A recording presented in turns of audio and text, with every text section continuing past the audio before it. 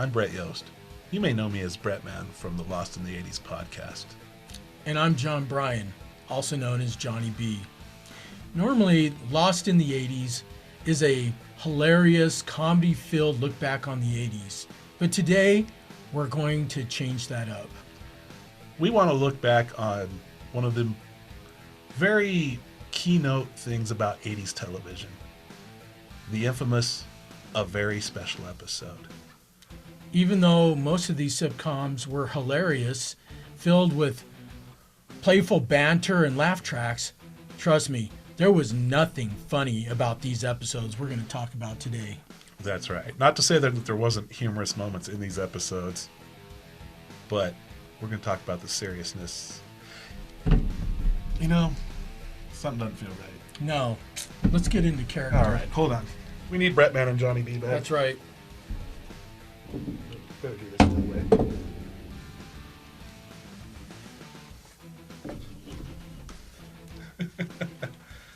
way. All right. How's that feel? I think I've kind of got my groove back now, buddy. Yeah. Okay, I think I'm ready to podcast. All right. So, as you can tell from our intro, we're going to be talking about... There's nothing funny about this podcast either. There's nothing funny. I was seriously traumatized as a child by some of these episodes we're going to talk about. You know, and looking back on some of these episodes of the ones we're going to talk about, these are some of our favorite shows growing up as kids. Yes, man. they were. And, like, as kids, we just watched them, and I don't think we really... like absorb the message necessarily that they sent. It was like, much. And they didn't even give you they did give you a warning. They had the disclaimer at the beginning, or definitely at the end. It's like, hey, watch out! This has got serious material, and so you'd tune in and parental guidance suggested. Yes, you'd be ready to watch another hilarious episode where something corny's happening, something funny's happening, and then wham! They hit you, blindside you with one of these episodes where you're like, I was not ready for this. Oh, I was ready to just chill out, eat, have fun watching one of my favorite shows, and then a very special episode came on. Yeah. And then you're like, after you're done, you're like, do I need to take a shower? No. And you're like... Not after the Mr. Horton episode of Different Strokes, but we'll talk about that later. Anyways. But one of the interesting things about the very special episodes is it was an advertising promotion that was used to refer to a special episode of a TV series that was dealing with some sort of controversial social issue at the time, and they put it in the episode. And so we're going to, as we said, we're going to review a few of those episodes of some of the shows. We know we don't have enough time to do all of them. And we're just going to cover them. So we're going to we welcome you if you want to. if you dare. You want to see how some of these were, look them up on YouTube, and there's generally clips of all of these on, especially those exact moments we'll be talking of. I think I want to start out with one of the ones that really kind of just blew my mind. In 1985, there was a series on, I can't remember what channel it was. ABC of Mr. Belvedere. Yep. And I believe the boy's name is Tad. Yeah, I think it's Thad or Tad. And he's at school, and he's going to be in the play, and the kid that got the lead in the play as Abraham Lincoln finds out that he has AIDS. And the entire episode, even though it's serious, they keep on playing the damn laugh track throughout the entire show. And the punchline of the kid will like show up, and they'll be like, hey, how you doing today? And he'll be like, I'm doing great, even though I caught AIDS. And then they play like the laugh track. I'd be doing great if I hadn't caught AIDS. But I mean, just this cringy, like little jokes. I'm feeling uncomfortable just talking about it, to be honest. AIDS is no laughing matter, obviously, especially back in the 80s when it was just when it was deadly everywhere. Today, they pretty much have it under control. But this episode, Mr. Belvedere, it covered like the stereotypes of AIDS. Like, exactly. Can you get it from sharing the same swing as the kid? Yeah. Can you get it from sharing ice cream? Oh, and so you get it from a toilet seat. Yeah. So all those stereotypes that were kind of out about how you could get AIDS versus how you could actually get AIDS, which was covered too. But exactly. Yeah, it just just creepy. Yeah, and I think that they And nothing did against this Dave. episode because of the whole Ryan White. Oh yes, that kid that had the it. kid Yeah. in he was a hemophiliac, You're and he right, got it that's from right. tainted blood. That's right. And Yep, that's how this kid in this episode got it. But again, just this cringy where just a tension filled with laugh tracks going. That's what I remember about it. Just I think, correct me if I'm wrong in the comments, but I think most of these episodes that were filmed as very special episodes, and a lot of these shows would start out, this is filmed before a live studio audience. Mm-hmm. I don't know necessarily that these were filmed before a live studio audience, because No. some of them might say that they were or weren't or whatever, because the subject matter was just so tense. Yeah. Like, do you really yeah. want an audience for some of this topic? And it seemed like all the shows of this era had to throw a couple of these in for whatever reason. Every 80s sitcom I can think of, or drama series for that matter, had some kind of serious episode. Yeah, serious episode where something bad was going on. But it was a very special episode. Yes. Like even Family Ties. Family Ties, talk about a fun, lighthearted show. You got the liberal parents with the kids that are pretty much, they're all sons of these hippies, or children of these hippies, and then Alex is this Reagan-era Republican, played by the great Michael J. Fox, by the way. But they touched on a couple interesting topics, and one of my favorites, of course, is they talked about alcoholism. Yeah. And they bring in the uncle, played by the great, awesome actor Tom Hanks, who plays this alcoholic, and I remember I don't remember the entire subject matter except for that he's drunk and he's an alcoholic. Well, and Alex loves him. He's Alex's hero. Alex loves him, Yeah, he's that's hero. right. And then Tom Hanks gets drunk and hits him. He's going through all the cabinets, and he ends up drinking some vanilla extract. Yeah. And he's like slaps Alex or whatever, and then he's like, Because isn't Alex trying to stop him? Yeah. Get help, Alex, I'm so sorry. Yeah. There's this tender moment between Uncle and his nephew is when he realizes the error of his ways in being an alcoholic, and that he hurt his nephew for that. Yeah. And I don't know. It was, I don't know that the Family Ties episodes ever actually said that they were very special episodes per se. I don't remember. But the how subject they began. matter were. I think it's pretty funny how back in the 80s you'd give a kid a slap without going to jail. I know, right? Yeah. Been a long time since them days. Yeah.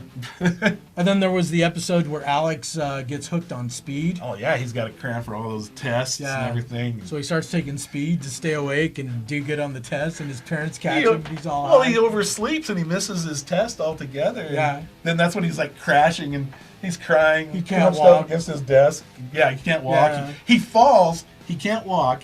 He's on withdrawals or whatever. Yeah. Falls, can't walk, and there's that laugh track again. Yeah. Like, this dude face planted on the floor. So cringy. And when he falls, it's so comedic. It's done in a comedic way. Absolutely. But then, of course, a serious moment comes up where the dad's, what is going on with you, Alex? Alex, Dad, I'm using speed. I'm abusing speed, Dad. Oh. Alex, we're going to be there for you. Yes. The hippie parents were upset that he was using drugs. Go figure. Yeah. Who knows? Full circle, huh? Anyways. And another one, my sister's favorite show growing up was Facts of Life, about those girls in the all-girl school. But, like, that show for the most part was pretty clean cut all the way until they brought Joe in. Yeah. And then when Joe came in, that's when all the special episodes began. Yes. The first one, I can think of is obviously alcohol. She snuck the booze into the party, the drinks. And of course, I can't remember if she became alcoholic herself or not. Now that I'm thinking of it, but it seemed like she did. Correct me if I'm wrong. Or my favorite one is the shoplifting. Yes. Where they shoplift a blouse for Mrs. Garrett. Mrs. Garrett goes to return it. And what happens when Mrs. Garrett goes to return it, John? She gets picked up for shoplifting. Uh-oh. She got framed. I see John's referencing a couple things. Yes, I'm sorry. I am not He's not texting during our podcast. He's referencing some information for our next topic, I can see. Yes, I am. So the other thing I'll talk about, Facts of Life, too. And there was also, I remember, an episode about marijuana being snuck in the school. Again, Jo was a troublemaker. Yeah, she was a badass when she came into the school. But she was always bringing in the trouble when all these clean-cut girls, Blair, Tootie, and Natalie, were all just trying to get through school, do their thing. Not to say that Blair wasn't without her own problems. Yes, exactly. But The Facts of Life, though, was... I can't remember if it was Blair or Joe. I think one of them dealt with bulimia, too. Yeah, there was that was the one I was going to... Because there was bulimia, there was alcoholism, there was shoplifting. They had all kinds of weird, like... Because the bulimia one was... I think it was Blair. I think it was Blair, too. Yeah, it was Blair. And she was... every time she would eat, she'd go make herself throw up because she was worried about getting fat. A little binge and purge. Yeah. But, again... The subject matter was serious, but yet there's these laugh tracks. Because obviously there's some underlying jokes in the shows, too. But they just always touch on these sensitive issues. And now we're going to take a little trip to the Old West. That's right. And probably one of the... and this really blows me away. Some of the darkest, craziest episodes on TV ever aired was Little House on the Prairie. And they had some... dark episodes. But you notice, again, it's a lot like Facts of Life, where obviously Little House started in the 70s. Mm-hmm. But when we rolled into the 80s and they were like, the daughters grew up and Mr. Ingalls and Mrs. Ingalls, they adopt Albert, the runaway orphan, and that's when they start having problems. Well, one thing I wanted to mention too is that we actually have somewhat of a strong tie with Little House on the Prairie because we actually got to know Nellie. We know Nellie, Allison Argnott. Yeah, we got to meet her here a couple years ago. Argrim. Sorry about that, Allison. Sorry, Allison. I knew your name was Allison. It was a quick glance at this. We always just called her Allison. We did. Argrim. But yeah, we met her a couple years ago at a Comic-Con here in Pocatello that they hosted, and she was so awesome. She was so awesome to talk to her. Of course, she came back the next year. Yep. Got to talk and hang out with her more. Yeah, we hung out with her for quite a while. So Allison had a couple of, great stories about the set. Like I said, Little House, the trouble started, the special episode started, it's Albert's fault, I'm telling you. They bring Albert into this show, the runaway that the Ingalls end up adopting. And this is when all the shit happens. Remember the episode where he gets addicted to morphine? Yes. Oh my gosh. Because he goes to the big city. Yes. And he wants to be cool in the big city. I don't know if they really show him there. Well, because he wanted to be a doctor, if I remember right. Yeah. And so he's trying morphine just to, figure it out. And then he gets sick from it, there's peer pressure that gets him to get addicted to it. Like I said, I don't remember it entirely, but when Mr. and Mrs. Ingalls make him quit cold turkey and he's going through withdrawals, shivering and puking. Yeah. Well, that's when Mr. Ingalls... he's got white hair, and he's like, I remember watching silver in that. I remember watching that too, and they actually have Albert throwing up on camera. Was gross. Yeah, it was gross, and I was like, ooh. I can't even handle. And then of course at the very end, Albert goes back to his school, and he basically gives the modern day kids don't do drugs speech. Just say no. Yeah, in Walnut Grove in the 1800s. Yeah, he gives the dare speech. In Walnut Grove in the 1800s to all the kids in the little... I'm surprised Nancy Reagan didn't drop by in a cameo to give the Just Say No speech like she did in different strokes. Yes, well, let's and we need to let's talk about the episode that is probably the most infamous episode. I think anybody that's a fan of different strokes. Yes. Now that's not to say that the Nancy Reagan showing up doing the Just Say No speech was an important one. Mr. T showing up and talking about bullying, of course that was important. But the most famous one for you diehard different strokes fans. Remember when? Let's call it Dudley Gets Fingered. No, let's not. It's a family show.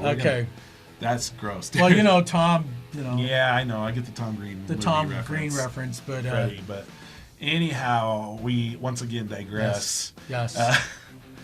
So Arnold is going to be getting a bicycle for his birthday. Yeah. Arnold, played by the late great Gary Coleman.